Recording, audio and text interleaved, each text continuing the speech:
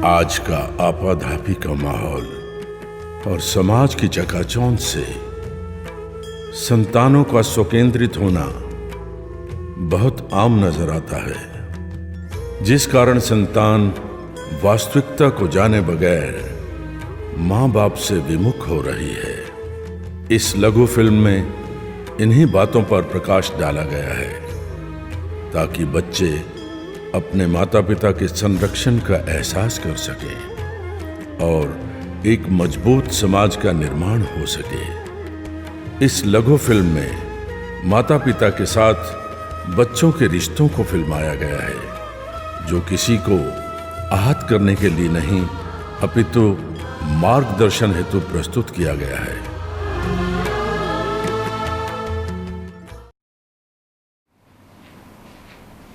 आइए आइए आइए चौहान साहब, वेलकम। कैसे हैं? बहुत बढ़िया जी, आप सुनाइए। क्या बात, मैं ही आ गया। कई दिनों से आप बिल्कुल दिखाई नहीं पड़ रहे। दरअसल बात यह है कि रिटायरमेंट के बाद कुछ व्यस्तताएं ऐसी बढ़ गई कि घर के काम काज और कई दिनों से बच्चों के साथ भी कुछ इंटरेक्शन नहीं था इतना। तो इतनी भी क्या कि यार दोस्तों से मिलने से भी गए? नहीं नहीं, ऐसा कुछ नहीं है। और देखो कौन आया है, चौहान अंकल। आपके दादू आए हैं, चौहान अंकल। हेलो। घर पे सब हेलो कैसे माय हैं सन, अंकल? सब एकदम first आंटी class। को भी लेके आना था। बस उनको ना सुबह मॉर्निंग में काम रहता है ज़्यादा, तो मैं फिर मिलने का मन था, मैं अकेले ही चला आया। चाय लाऊं या कॉफी लाऊं अंकल? तो थोड़ी थोड़ी बैठेंगे तो थोड़ी थोड़ी चाय चलेगी। चाय बना लो, अदरक डाल के अच्छी सी ठीक है चाय। पापा। आओ अच्छा। लीजिए अंकल। थैंक यू बेटा।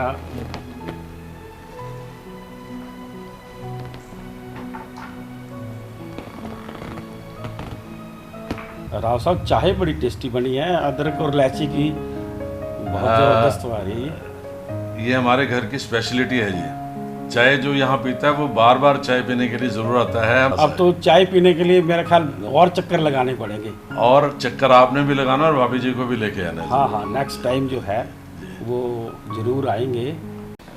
अच्छा जी राव साहब, बड़ा अच्छा लगा आके, और चाय बहुत अच्छी लगी। Thank you. मेरी तरफ से बहू रानी को थैंक यू बोलना। आप आते रहिएगा प्लीज, मुझे अच्छा लगेगा। Thank you.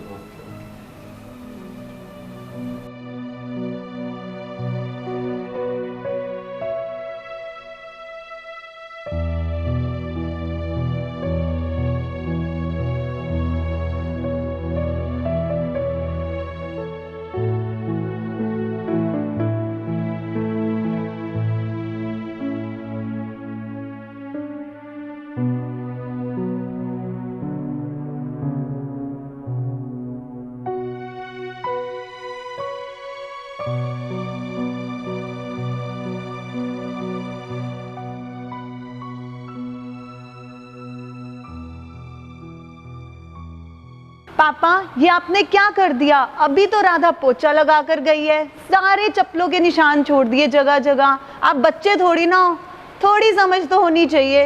ये देखो, ये बच्चा शांति से यहाँ बैठा है कि घर में सफाई हो रही है।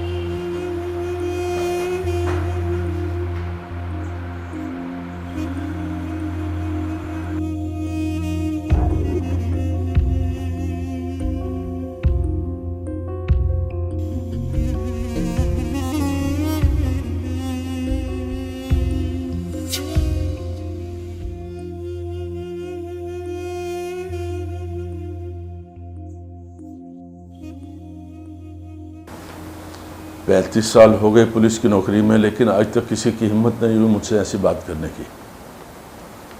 आज से पहले घर में कभी पोछा नहीं लगता था क्या? अब मैं रिटायर हो गया तो कोई इस तरीके से मुझसे बात करेगा?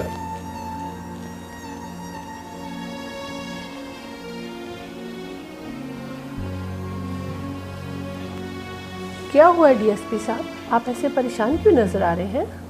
यार, बच्चों को बात करने की बिल्कुल तहजीब नहीं है। देखिए डीएसपी साहब, अब ये आपका ऑफिस नहीं है और ना ही यहाँ पर कोई मुलजिम है, ये घर है। देखो, मानती हूँ मैं रिया की थोड़ी सी ज़ुबान तेज़ है, पर हमें भी अब अपना बड़ापन दिखाना है। परिवार में तो ऐसी छोटी छोटी बातें होती रहती हैं। और कितना बड़ापन दिखाऊं मैं? देखिए, हमें मुझसे ये रोज रोज की चिक चिक बर्दाश्त नहीं होती। देखो, बच्चों के संग रहना है तो कुछ तो हमें कॉम्प्रोमाइज़ करना पड़ेगा। अब हम इस कमरे में कैद होकर रह जाएं क्या इसलिए इतना बड़ा आशियाना बनाया था, तिनका तिनका करके इतना बड़ा मकान बनाया, पूरी उम्र सोचते रह गए, और आज जब वक्त आया तो हमारे बच्चे हमें घूरने लग जाते हैं, हमारे बच्चे हमें डांटने लग जाते हैं। क्या जिंदगी है ये हमारी। कोई बात नहीं, हैव पेशेंस।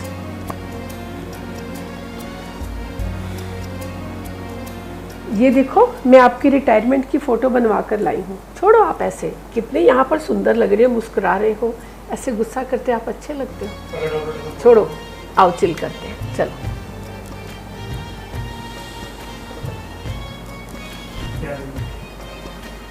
क्या दिन थे ये भी। और समझा दो अपनी बहू को कि ठीक से रहा करे, अब मैं जूते सर पे उठा के घर में नहीं चला करूँगा। चलो छोड़ो इस बात को।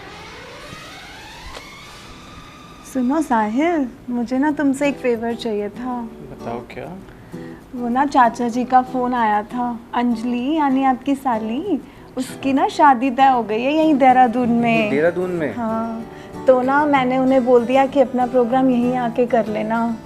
तो फिर तुमने बोल दिया तो ठीक ही है, 4 दिन घर में रौनक भी लगी रहेगी। बस अगले 15 दिन में उनकी शादी है, तो फिर वो यहीं 3-4 दिन आकर यहीं रह लेंगे। ठीक है, मैं पापा से बात कर लूँगा। Happy darling. Thank you.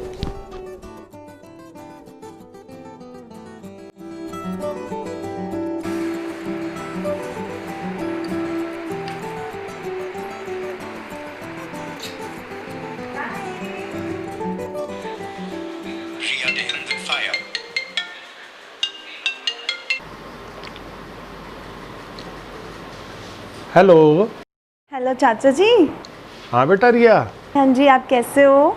मैं ठीक हूँ बेटा। जी वो ना मैंने साहिल से बात कर ली है, आप लोग हमारे यहाँ पर आके ही प्रोग्राम करिएगा प्लीज़। अरे नहीं बेटा, समझा करो ना, फंक्शन का टाइम है, साहिल के मम्मी पापा हैं, किसी को भी कोई एतराज़ हो सकता है या दिक्कत हो सकती है, तो होटल ही कर लेंगे ना, बेटर रहेगा।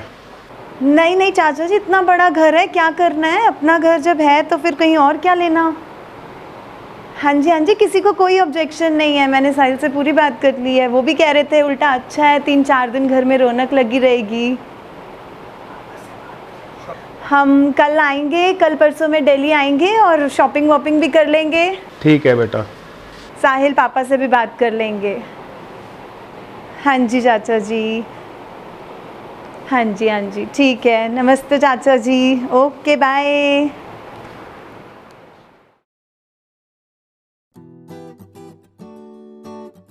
साहिल, आपने मम्मी पापा से बात करी? कौन सी बात जान? वो अंजलि की शादी के बारे में। नहीं, आज शाम को करता हूँ पापा मम्मी से बात। तो वो मैं कह रही थी कि ना मम्मी पापा को सुमन दीदी के यहाँ भेज देते हैं जब तक शादी का प्रोग्राम चलेगा, क्योंकि यहाँ पर शोर शराबे में उनकी नींद भी डिस्टर्ब होगी, वो भीड़ भाड़ से परेशान भी हो जाएंगे। उसके लिए दीदी से बात करनी पड़ेगी ना अभी। वो मैंने ना सुमन दीदी से पहले ही बात कर ली है, उन्होंने भी हाँ करी है। वो कह रही हैं अच्छा इसी बहाने 3-4 दिन मम्मी पापा हमारे पास आके रुकेंगे। अच्छा, फिर तो पापा मम्मी मान जाएंगे। मैं पापा मम्मी से आज शाम को ही बात करता हूँ। Thank you.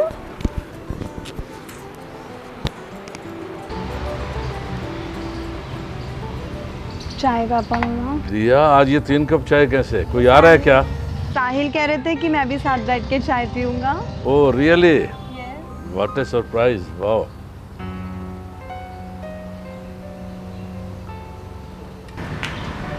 नमस्ते पापा, कैसे हो?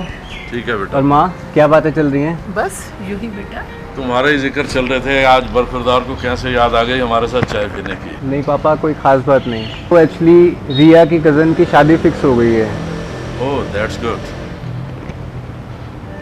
और पापा वो यहीं देहरादून में ही फिक्स हुई है, और लड़के वाले और चाचा जी की फैमिली यहीं सब देहरादून में आके शादी करना चाहते हैं।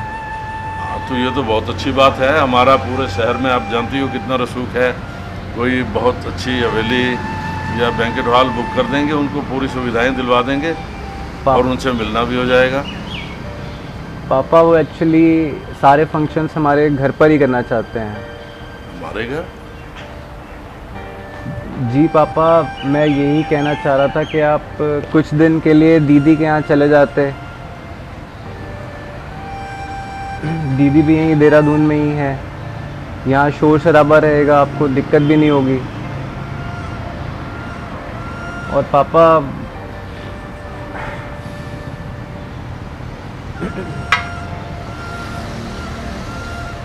क्या बात, संकुचा क्यों रहे हो? कोई प्लान बना के आए हो क्या? नहीं पापा, एक्चुअली हम सोच रहे थे कि आपका कमरा भी काम आ जाएगा और आप शोर शराबे से बच जाएंगे पापा। तो पापा हम कल दिल्ली जा रहे हैं शॉपिंग करने के लिए, 2-4 दिन बाद वापस आएंगे, फिर आपको यहाँ दीदी के घर छोड़ देंगे। तो यही वजह थी आज हमारे साथ चाय पीने की। मैं भी हैरान था कि आज बरखुरदार को हमारे साथ चाय पीने की कैसे याद आ गई। बेटा मैं खूब समझ रहा हूँ तुम क्या चाहते हो, देखते हैं। अच्छा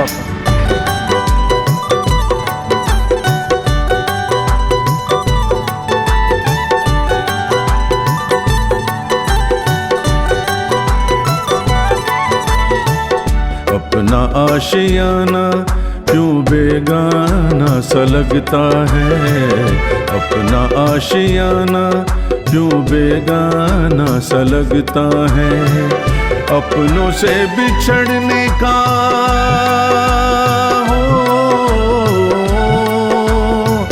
अपनों से बिछड़ने का डर अनजाना सा लगता है, अपना आशियाना क्यों बेगाना सा लगता है, अपना आशियाना क्यों बेगाना सा लगता है।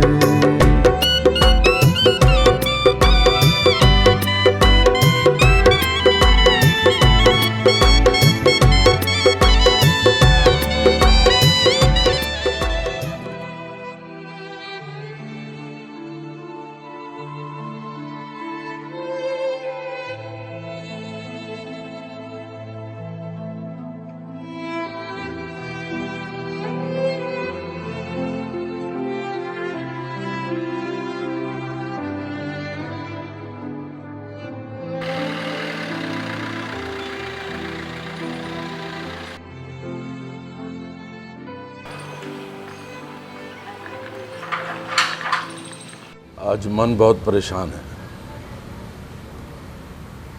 कितने अरमानों से, कितने सपनों से आदमी एक घर खड़ा करता है, एक सपने संजोता है कि उस घर में हम बच्चों के साथ रहेंगे, अपने नाती पोतों के साथ रहेंगे। लेकिन ये बच्चे देखते ही देखते हमें छोड़कर चले गए। अब सच में अपना घर तो पराया लग रहा है। कैसे बच्चों ने कह दिया कि आप दीदी के घर चले जाओ, ये सोचकर भी मन आज बहुत दुखी है। चलो गोमा जी, अब ज़िंदगी को अपने तरीके से जीते हैं। बहुत कर लिया बच्चों के लिए, कंप्रोमाइज़ कंप्रोमाइज़ कंप्रोमाइज़, अब नहीं होता कंप्रोमाइज़। बच्चों ने अगर अपनी ज़िंदगी जीने की सोच लिया तो हम भी अपनी ज़िंदगी अपने तरीके से जिएंगे और चलते हैं अपने तरीके से, ज़िंदगी को चिल करेंगे।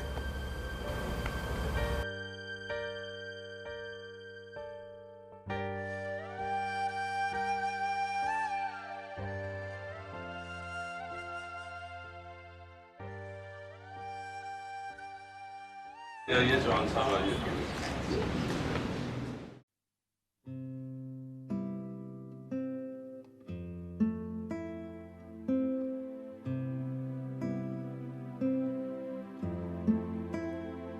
और चौहान साहब आज कैसे इधर का रास्ता भूल गए? एकदम मजे। बस आप पिछली बार आपने बोला था कि भाभी जी को साथ लेके आना, तो हम देखो दोनों इकट्ठे आए हैं। चलो थैंक यू वेरी मच, आप आए, बहुत अच्छा लगा हमें। हाँ जी राव साहब, उस दिन वाली चाय हो जाए, बहू के हाथ की चाय, बड़ा स्वाद आया था उस दिन। बहू तो मायके गई हुई है। कोई बात नहीं, मैं राधा को बोलती हूँ, वो चाय लेके आती है। राधा, 4 कप चाय लेके आना। हाँ जी राव साहब, आज कुछ उदास नजर आ रहे हैं, क्या बात है? क्या बताएं चौहान साहब, हर घर की कहानी है। बच्चे जब बड़े हो जाते हैं, उनकी शादी हो जाती है तो उनकी सोच बदल जाती है, माँ बाप के साथ सोच नहीं मिलती, बहुत सारी समस्याएं हैं। अब क्या बताएं क्या ना बताएं, बस। तो राव साहब, जब हर घर की यही कहानी है तो उसको मन पे लेके आने की क्या जरूरत है। लेकिन फिर भी इंसान है, आफ्टर ऑल कुछ ना कुछ बातें ऐसी होती हैं जो मन पे लगती हैं, तकलीफ भी होती है।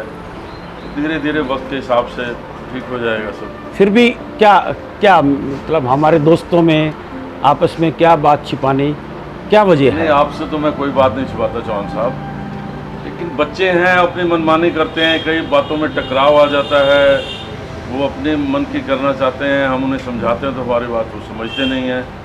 बस यही है, कोशिश करेंगे कि समझ जाएं, ज़रूरत पड़ी तो उसमें आपकी भी हेल्प लेंगे, कुछ बच्चों को नहीं ज़रूर, समझाएंगे। मैं 24 घंटे आपके लिए अवेलेबल हूँ राव साहब, और किसी तरह की भी सलाह, किसी तरह की मेरी ज़रूरत, मैं हर वक्त दोस्त के साथ खड़ा हूँ। कई बार बच्चे माँ बाप के नहीं मानते, लेकिन किसी की बात समझ आ जाती है तो कोशिश करेंगे कि आप उन्हें समझा पाएँ कि आपस में तालमेल बिठाकर घर में रहें, तो घर परिवार अच्छा चलेगा। और मुझे मौका मिलेगा, मैं अपने बच्चों से बात करूंगा और मैं वजह तलाशूंगा कि क्यों वो आपकी बात नहीं मान रहे। नहीं, ऐसी बात भी नहीं है, वजह तलाशने की कोई।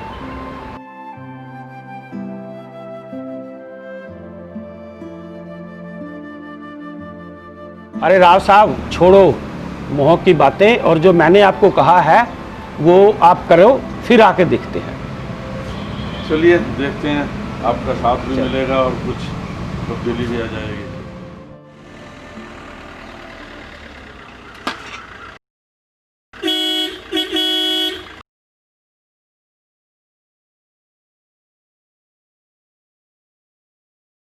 पवन गेट क्यों नहीं खोल रहे तुम? बड़े साहब आपके लिए लेटर और ये चाबी दे गए हैं। मैं और तुम्हारी माँ रामेश्वरम जा रहे हैं और लगभग 1 महीने बाद लौटेंगे। ये जो चाबी है तुम्हारे हाथ में, वो घर की चाबी नहीं बल्कि किसी दूसरे फ्लैट की चाबी है जिसमें तुम सभी का सामान रखवा दिया है। और वो फ्लैट मैंने बहुत पहले खरीदा था। तुम्हें इसलिए नहीं बताया था कि शायद उसकी आवश्यकता ना पड़े। तुम्हें यह भी नहीं बताया था कि यह फ्लैट पॉश इलाके में है। अब बता रहा हूं कि यह फ्लैट तुम लोगों के लिए अच्छा है, और अगर अच्छा ना भी लगे तो अपने हिसाब से घर ले लेना। यह घर मेरा और तुम्हारी मां का है और हमारा ही रहेगा हमेशा। इसमें से हमें कोई नहीं निकाल सकता। अभी तक सब कुछ बर्दाश्त करता रहा था कि तुम्हारी मां खुश रहे,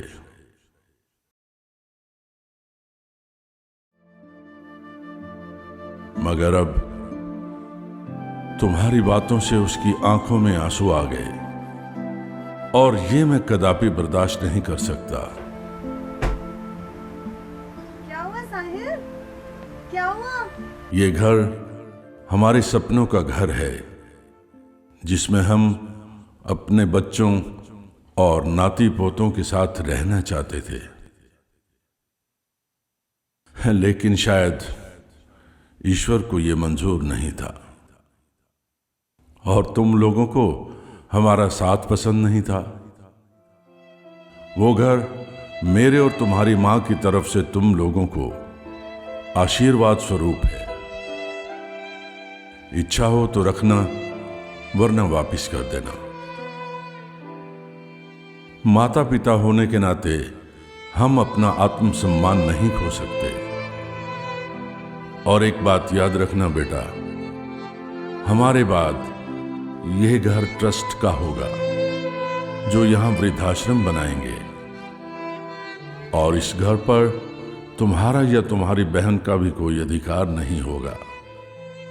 और मैंने ये बात तुम्हारी बहन को भी बता दी है और वो मेरे इस फैसले से खुश है, और उम्मीद करता हूं कि तुम भी खुश होंगे। तुम सदा खुश रहो। तुम्हारा बदनसीब पिता।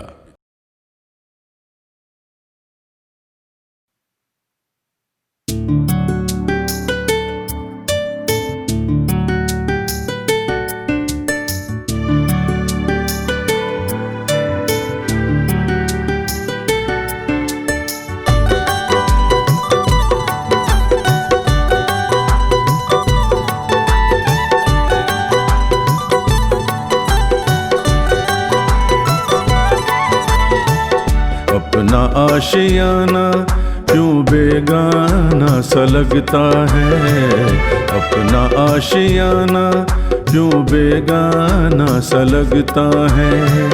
अपनों से बिछड़ने का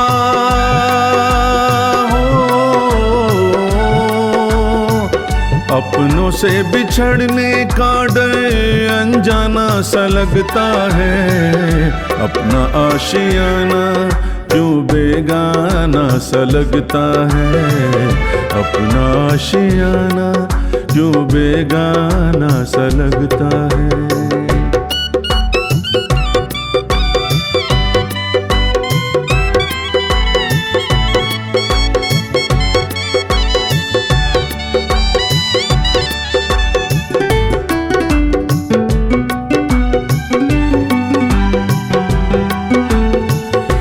जिस्म से जान जब जुदा होती है, पूछो न हालत कैसी होती है। ना सांस आती है ना सांस जाती है, ना सांस आती है ना सांस जाती है। हर मंजर फिर वीराना सा लगता है, अपना आशियाना क्यों बेगाना सा लगता है, अपना आशियाना क्यों बेगाना सा लगता है।